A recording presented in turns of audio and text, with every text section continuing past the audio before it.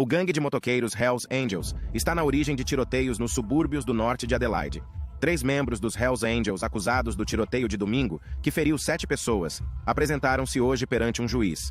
O clube Hells Angels apreendeu equipamento de ginásio que pode ajudar a resolver o caso. E agora, meses depois, a polícia diz ter detido várias pessoas ligadas aos Hells Angels. Os Hells Angels são um dos gangues de motociclistas fora da lei mais conhecidos do mundo. Fundados na Califórnia em 1948, os Hells Angels são conhecidos pela violência, tráfico de droga e outras atividades criminosas. Neste vídeo, discutiremos os 10 membros mais perigosos dos Hells Angels e o seu impacto na história e na cultura dos gangues de motociclistas fora da lei. É importante notar que nem todos os clubes de motociclistas estão envolvidos em atividades criminosas e que muitas pessoas que andam de moto o fazem de forma legal e responsável.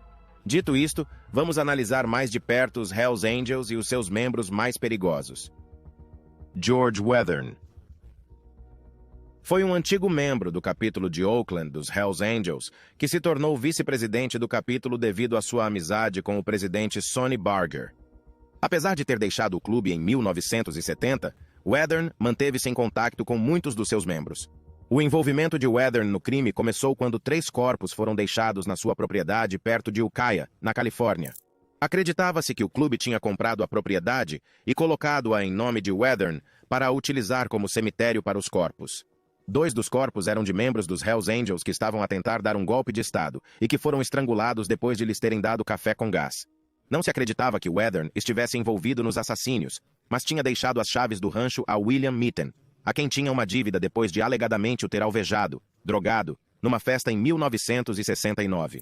A polícia fez uma rusga ao rancho e encontrou drogas, armas e corpos.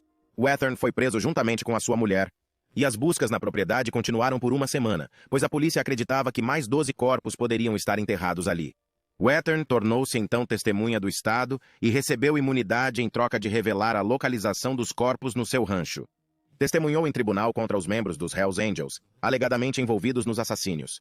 A vida de Weathern sofreu uma reviravolta trágica quando, em 1972, esfaqueou lápis nos olhos na prisão quando partilhava a cela com a mulher. Foi colocado no programa de proteção de testemunhas com a mulher e os 2 filhos depois de testemunhar contra os Hells Angels. O paradeiro atual de Weathern é desconhecido. Escreveu um livro intitulado The Full Story of the Hells Angels, a história completa dos Anjos do Inferno, que dá a conhecer a sua vida com os Hells Angels, e, finalmente, a sua transformação em testemunha do Estado e o seu testemunho contra os seus irmãos, enquanto se encontrava no programa de proteção de testemunhas. Alan Passaro era membro do clube de motociclistas Hells Angels e esteve envolvido no assassínio de Meredith Curley Hunter Jr. em 1924 horas. No Concerto Livre de Altamont, em 1969, em que os Hells Angels foram contratados para fazer a segurança. À medida que os anjos se embriagavam e a multidão se agitava, a violência irrompeu e começaram várias lutas. Quando os Rolling Stones subiram ao palco, ao início da noite, o ambiente tinha se tornado decididamente desagradável, com várias lutas entre os Angels e os membros da multidão. Mais tarde, Hunter subiu para cima de uma caixa de som e envolveu-se numa luta com 2 Hells Angels. Um dos anjos deu um murro a Hunter e perseguiu-o até ao meio da multidão, onde mais 4 anjos caíram sobre ele. Hunter regressou à frente do palco, visivelmente perturbado, e tirou um revólver do casaco. Armado com a arma, Passaro correu para Hunter e esfaqueou-o 5 vezes, tirando-lhe a vida enquanto a namorada de Hunter, Patty Bradehoft, estava por perto. Passaro foi preso e acusado de homicídio pela morte de Hunter. No entanto, foi absolvido por legítima defesa depois de o júri ter visto imagens do concerto que mostravam Hunter a sacar de um revólver e a apontá-lo para o palco ou para o ar. Ao longo dos anos, surgiram rumores de que um segundo agressor não identificado teria infligido os ferimentos fatais, e a polícia considerou o caso ainda em aberto. Em 2005, o gabinete do xerife do condado de Alameda encerrou oficialmente o caso, concluindo uma investigação renovada de 2 anos e rejeitando a teoria de que um segundo Hells Angel tivesse participado no incidente. Os Rolling Stones declararam que não tinham conhecimento de que tinha ocorrido um assassínio durante o seu espetáculo. No documentário Gimme Shelter, Jagger apercebe-se da agitação na multidão e ameaça terminar a atuação, até que um ajudante de palco o chama à parte e o informa sobre alguém armado. O filme corta então para Jagger a ver pela primeira vez as imagens em bruto do incidente. Mick Jagger comentou a morte de Hunter numa entrevista em 1995 à editora da Rolling Stone, Jan Wenner. expressando como foi horrível ter tido essa experiência e como foi horrível a vida de alguém ter sido tirada. Pouco depois da morte de Hunter, a sua mãe, Alta Mae Anderson, pediu que o Altamont Raceway fosse transformado num parque público para evitar mais mortes injustas em Altamont. Mais tarde, as autoridades do condado de Alameda votaram a favor da continuação das corridas no autódromo, mas proibiram futuros concertos no local e restringiram o número de espectadores a 3.000. Alan Passaro afogou-se no Lago Anderson, no sul do condado de Santa Clara, em 29 de março de 1985. A polícia disse que a morte é suspeita, embora nunca se tenha confirmado a existência de crime. Passaro está sepultado no Los Gatos Memorial Park, em San José, Califórnia. Paul Merle Eichheid, um corretor da bolsa durante o dia, era também membro do gangue de motociclistas Hells Angels. Em outubro de 2001, Eichheid, juntamente com os seus colegas dos Hells Angels Kevin J. Augustiniak e Michael Christopher Meza Mike Kramer, esteve envolvido no assassínio de Yvonne Garcia. Garcia, de 44 anos e mãe de 6 filhos, tinha desrespeitado verbalmente o clube e os seus membros quando estava embriagada durante uma festa na sede do clube Hells Angels em Mesa, Arizona.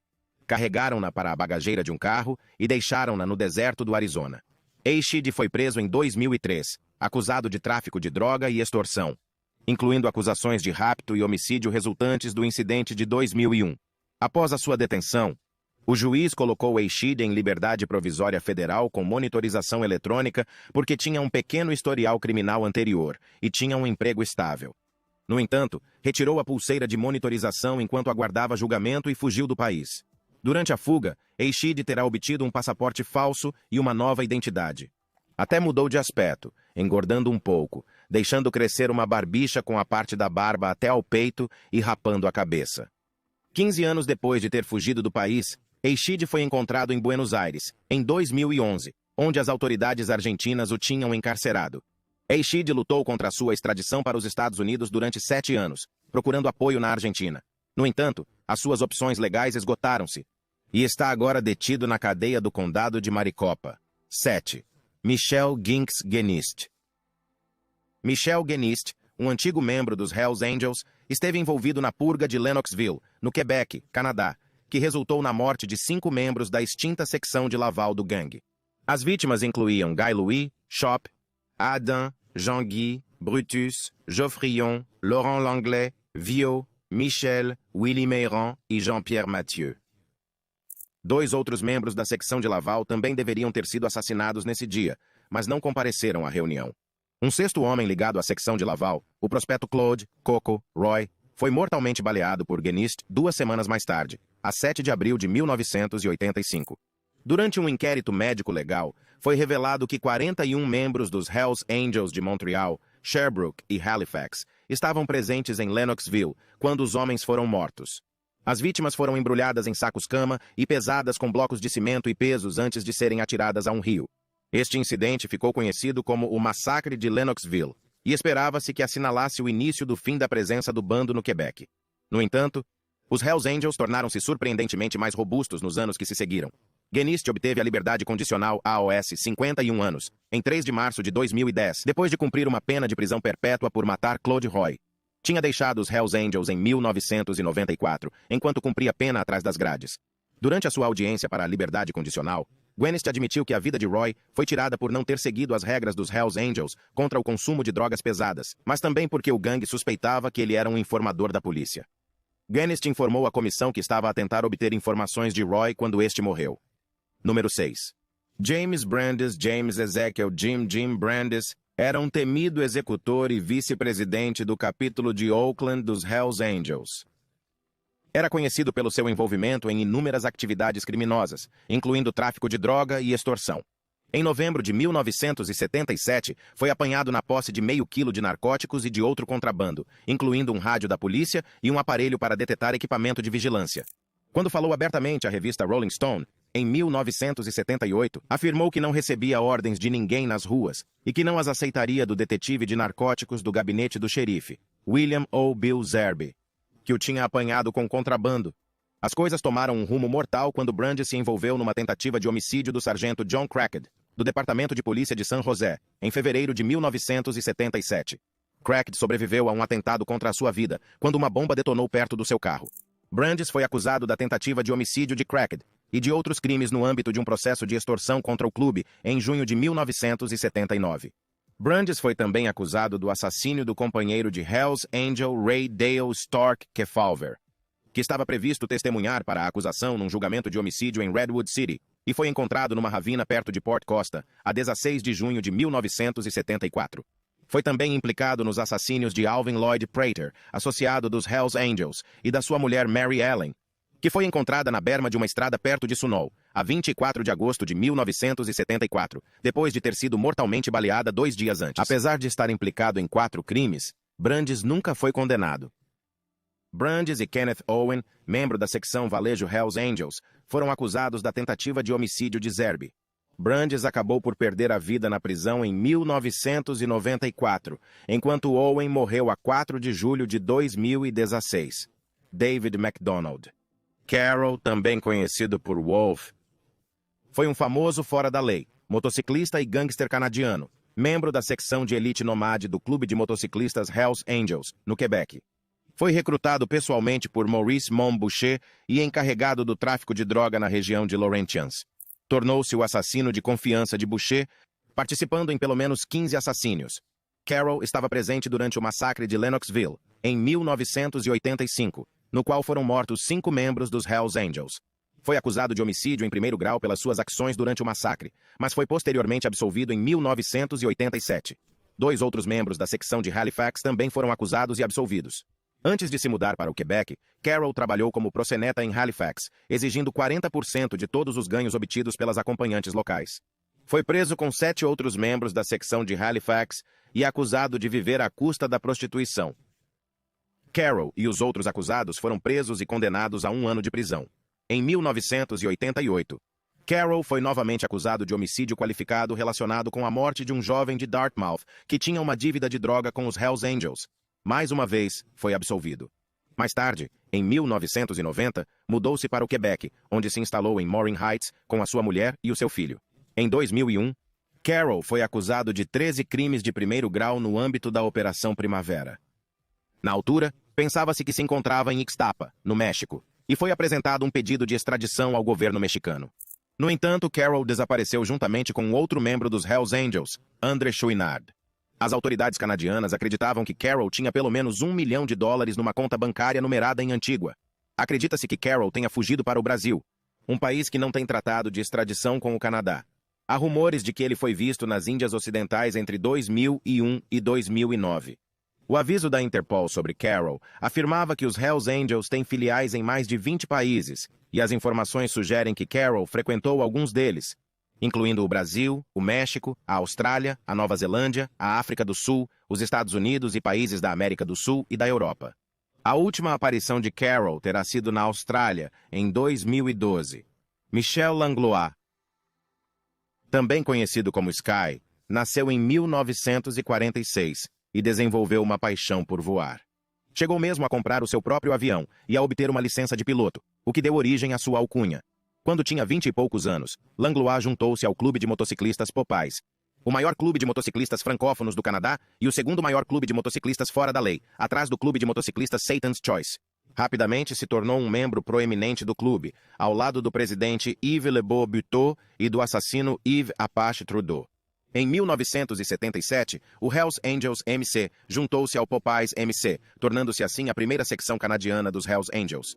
Langlois tornou-se membro da secção de Montreal dos Hells Angels e acabou por subir na hierarquia, tornando-se o presidente nacional canadiano do clube. No entanto, o seu mandato foi objeto de controvérsia. Em 1985, Langlois esteve também envolvido no massacre de Lennoxville. Temendo ser preso, Langlois fugiu do país durante 2 anos, acabando por regressar para enfrentar acusações e ser condenado por cumplicidade num homicídio. Recebeu uma pena de 2 anos de prisão pelo seu envolvimento. Langlois também esteve envolvido no tráfico de droga e foi acusado de importação e conspiração para importar cocaína em 1998. Declarou-se culpado em 3 casos diferentes de tráfico de droga e foi condenado a 5 anos de prisão e a uma coima de $20,000. Em 2015, Langlois foi acusado, no âmbito da Operação Shark, de participar numa conspiração geral para cometer um assassínio ligado à Guerra dos Motards do Quebec. Como resultado da operação, o governo canadiano confiscou o terreno onde se situava a sede original do clube em Montreal. Nos finais de 1970, o Hells Angels Motorcycle Club procurava estabelecer-se no Arizona, mas deparou-se com a resistência de outros gangues de motoqueiros da zona. Foi nessa altura que Robert Chico Mora entrou em cena. Ele era o líder do gangue de motociclistas Dirty Dozen e viu uma oportunidade de se aliar aos Hells Angels. Mora era conhecido pela sua brutalidade, solidificada pela sua condenação por homicídio involuntário em 1984. Este crime e o seu envolvimento noutras atividades ilegais resultaram na sua reputação de criminoso perigoso. Durante o tempo que passou na prisão, Mora aperfeiçoou os seus dotes de pugilista e tornou-se campeão do Golden Gloves. Saiu da prisão com 80 metros e quase 90 quilos de músculos sólidos, intimidando os que o rodeavam. O seu cadastro incluía condenações por posse de estupefacientes, posse com intenção de distribuir, conduta imprópria com armas e uma condenação por uso de colete à prova de bala que foi posteriormente anulada. Em 1984, Mora e o seu gangue Dirty Dozen foram integrados nos Hells Angels. A mudança foi significativa, pois deu aos Hells Angels uma forte base no Arizona e ajudou-os a estabelecer uma presença dominante no estado. Em 1993, foi preso e acusado do assassínio de um membro de um gangue de motoqueiros rival. Acabou por ser condenado pelo crime e sentenciado à prisão perpétua sem possibilidade de liberdade condicional. Os últimos meses de Mora foram passados a viver numa pequena casa no bairro, onde se entretinha a jogar videojogos e a atormentar o seu animal de estimação, um chihuahua preto chamado Chicahuca. Ele era conhecido por pendurar o pobre animal numa corda, com apenas as patas a tocar no chão, sempre que fazia algo de que ele não gostava. Mora e os Dirty Dozen estavam ligados a uma série de atividades ilegais, incluindo agressão agravada, distribuição de metanfetaminas, contrafação e até homicídio. Os seus crimes e o seu envolvimento no gangue garantiram-lhe a reputação de indivíduo perigoso e violento. Embora possa ter sido amigável e brincalhão com o seu parceiro de xadrez, o seu passado criminoso e as suas associações com os Dirty Dozen dão uma outra imagem de quem ele era. Apesar do seu passado, Mora é venerado pelos membros dos Hells Angels. É visto como uma lenda no seio do clube, e fala-se frequentemente dele em voz baixa. Mora faleceu a 1 de janeiro de 2014, com 58 anos, devido a complicações da diabetes. Os membros do Hells Angels percorreram 20 milhas para o homenagear durante o seu cortejo fúnebre. 2. Yves Apache Trudeau. Yves Trudeau, também conhecido como Apache ou Mad Bumper, foi uma figura notória do crime organizado. Nascido no Canadá em 1946, podia ser pequeno em estatura, com apenas 80 metros e 85 quilos, mas era uma força a ter em conta. Enquanto trabalhava na Canadian Industries Limited, o envolvimento de Trudeau com explosivos começou em 1960. Recebeu formação em explosivos e, mais tarde, utilizou esses conhecimentos para orquestrar vários atentados bombistas. Esta experiência revelou-se valiosa quando subiu na hierarquia do clube de motociclistas Popeyes em finais de 1960. Em 1977, os Popeyes foram substituídos pelos Hells Angels MC e Trudeau tornou-se membro da secção de Laval. Durante o tempo que passou com os Hells Angels, Trudeau ganhou reputação como um dos membros mais perigosos do grupo. É amplamente considerado como o assassino mais prolífico da história dos Hells Angels, admitindo ter cometido 43 homicídios entre setembro de 1973 e julho de 1985. O total de 43 assassínios consistiu em 29 com armas, 10 com bombas, 3 por agressão física e 1 por estrangulamento. A parte norte do Rio São Lourenço ficou conhecida oficiosamente como o Cemitério dos Anjos do Inferno, devido ao número de cadáveres ali depositados ao longo dos anos. Trudeau esteve envolvido em vários assassínios de grande visibilidade, incluindo a morte de Robert Coate e Brian Powers. Também localizou e tirou a vida a Jeanne Desjardins, a avó do ex-membro dos Hells Angels André Desjardins, que tentava ajudar o filho. De seguida, matou André Desjardins e a sua namorada Berta Desjardins. Trudeau escapou por pouco à morte num centro de reabilitação durante o massacre de Lennoxville, em 1985. Foi expulso do clube enquanto estava em reabilitação, mas os seus problemas estavam longe de terminar. Frustrado pelo vício da cocaína e pela suspeita de que os seus companheiros de gangue o queriam morto, tornou-se informador do governo após o massacre de Lennoxville. Em troca da sua cooperação, recebeu uma pena branda de prisão perpétua, mas com direito à liberdade condicional após 7 anos. Trudeau obteve a liberdade condicional em 1994 e ganhou uma nova identidade, Dennis Coate. No entanto, foi preso em março de 2004 por ter agredido sexualmente um rapaz e recebeu mais 4 anos de prisão. Em 2007, Trudeau soube que tinha cancro e foi transferido da prisão de Archambault para um centro médico, onde faleceu em 2008. Apesar da passagem do tempo, continua a ser um dos criminosos em série mais notórios e prolíficos do Canadá. Número 1. Maurice Boucher. Maurice Mon Boucher é um criminoso canadiano e ex-líder do clube de motociclistas Hells Angels, no Quebec. Nasceu a 21 de junho de 1953 no Quebec. Boucher teve uma infância problemática e cedo se envolveu em atividades criminosas. Abandonou a escola aos 15 anos e virou-se para o crime para sustentar o seu vício em drogas, cometendo arrombamentos e assaltos à mão armada. Foi preso pela primeira vez em 1975 por um assalto à mão armada. E mais tarde preso por uma série de assaltos a residências com seu irmão em 1978. Em 1982, juntou-se ao gangue de motociclistas supremacistas brancos, os SS, que mais tarde evoluíram para os Hells Angels. Como líder do gangue, mostrou carisma e habilidade, e tornou-se conhecido pelas suas táticas violentas e envolvimento no tráfico de droga. Foi em 1 de maio de 1987 que Maurice Boucher se tornou um membro notório da secção de Montreal dos Hells Angels. Rapidamente ganhou fama no seio do gangue, conhecido pela sua crueldade e astúcia. Em 1995, Boucher formou uma secção nômada dos Hells Angels, com os rumores a circularem de que planeava controlar o mercado da droga em todo o Quebec. Esta iniciativa colocou-o em concorrência direta com bandos de motoqueiros rivais, dando origem a uma longa e sangrenta guerra que viria a ceifar 162 vidas e a ferir centenas de outras. Isto cimentou a sua reputação de criminoso temível, e a violência que orquestrou deixou um rastro de destruição e derramamento de sangue por toda a província. À medida que a polícia aumentava a sua atenção sobre o capítulo dos nômadas, Boucher aumentava a pressão sobre as forças da ordem através de táticas de intimidação. Mas o seu reinado de terror acabaria por chegar ao fim. Em 1998, Boucher foi absolvido de ordenar o assassínio de 2 agentes correccionais e a tentativa de assassínio de um terceiro. No entanto, a polícia obteve um informador, Stéphane Gagne, que afirmou que Boucher tinha efetivamente ordenado os assassínios. Em maio de 2002, Boucher foi considerado culpado e condenado à prisão perpétua. Enquanto cumpria a sua pena, Boucher terá sido expulso do Hells Angels MC em 2014.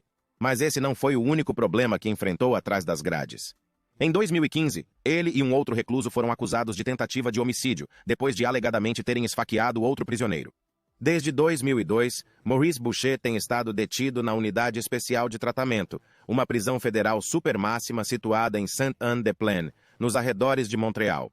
A Unidade de Tratamento Especial faz parte do Centro de Recepção Regional. Faleceu em 2022, vítima de cancro, quando se encontrava detido na Unidade de Cuidados Paliativos.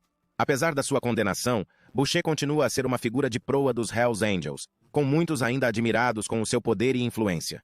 Mas para aqueles que sofreram às suas mãos, ele será para sempre recordado como um criminoso implacável e sem remorsos que aterrorizou as ruas do Quebec.